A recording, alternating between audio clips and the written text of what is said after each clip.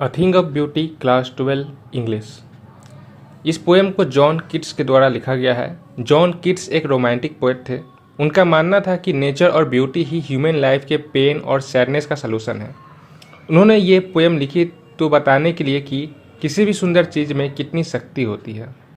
Poem की पहली line ही बहुत फेमस है, a thing of beauty is a joy for ever.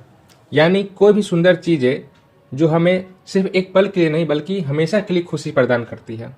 चाहे वो एक फ्लावर हो, पेंटिंग हो या एक यादगार पल, वो कभी फेड नहीं होती। हर बार याद करने पर वही सुकून मिलता है।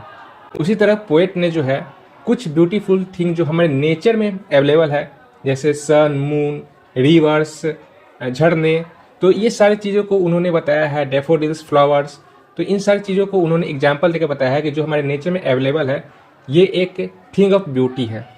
पोएट बोलते हैं कि नेचर सबसे बड़ा सोर्स है ब्यूटी का। जैसे ट्रीज डेट गिव शेड, जो पेड़ होते हैं वो हमें छाया प्रदान करती है। डैफोडिल्स के फूल, क्लियर रिवर्स का कूल वाटर, सनराइज का मैजिकल सीन, ये सब हमें स्ट्रेस, सैडनेस और नेगेटिविटी से दूर ले जाते हैं।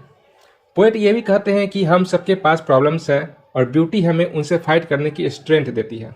ये पोएम सिर्फ नेचर के बारे में नहीं है, ये एक मैसेज भी है। अपनी लाइफ में हमेशा कुछ ऐसी चीज़ों को रखो जो तुम्हें पॉजिटिविटी और पीस दे सकती है। ब्यूटी हमेशा फिजिकल नहीं होती, कभी कभी एक अच्छा थॉट भी एक ब्यूटीफुल मोमेंट बन सकता है। तो दोस्तों, लेसन सिंपल है, ब्यूटीफुल चीज़ें छोटी होती है लेकिन उनका इम्पैक्ट हमेशा के लिए होता है।